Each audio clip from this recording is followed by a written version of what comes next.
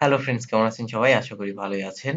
আজ আপনাদের মাঝে আরো একটি নতুন ভিডিও নিয়ে আসছি। সেটি হচ্ছে কিভাবে আপনি আপনার ডেস্কটপ বা ল্যাপটপের স্ক্রিনে যে আইকন গুলি থাকে, অর্থাৎ আমার এখানে যেমন দেখা যাচ্ছে যে দিস পিসি, ভিএলসি, রিসাইক্লিং বিন। তো আমি চাচ্ছি যে এই আ আইকন গুলোকে হিডেন করে দিব। অর্থাৎ এই গুলি আর এখানে দেখা যাবে না।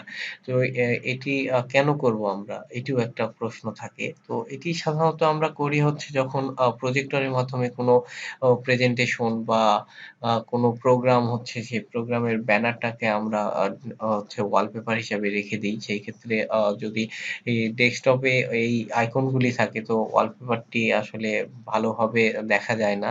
ওয়ালপেপারের উপরে যদি আইকনগুলি দেখা যায়, তো জিনিসটা একটু কেমন দেখা যায়। তো এই কাজটি কিভাবে করতে হয় চলুন আমরা দেখে নিই সরাসরি। এই আ আইকন গুলিকে হাইড করে দেওয়ার জন্য আপনাদের কোনো কিছুই করতে হবে না। এটি একদম সহজ একটি কাজ।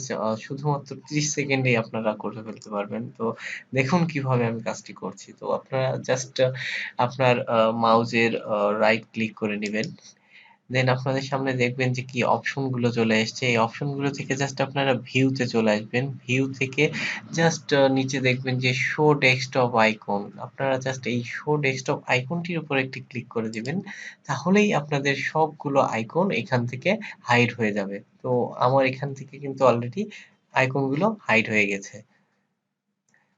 আবার যদি আপনারা আইকন গুলোকে পুনরায় ফিরে আনতে চান, তো সেই ক্ষেত্রে জাস্ট আবারও রাইট ক্লিক করে ভিউতে গিয়ে আবার শো ডেস্কটপ আইকন করে দিবেন। তাহলেই পুনরায় আপনাদের আইকন গুলো আবারও ফিরে আসবে। তো আপনারা এইভাবেই আপনাদের ল্যাপটপ বা ডেস্কটপের আইকন গুলোকে হাইড করে রাখতে পারেন। ভিডিওটি যদি ভালো লাগে অবশ্যই লাইক, কমেন্ট এবং শেয়ার করে আমাদের পাশেই থাকবেন। আর যারা এখনো সাবস্ক্রাইব করেননি তারা অবশ্যই আমাদের চ্যানেলটিকে সাবস্ক্রাইব করে দিবেন।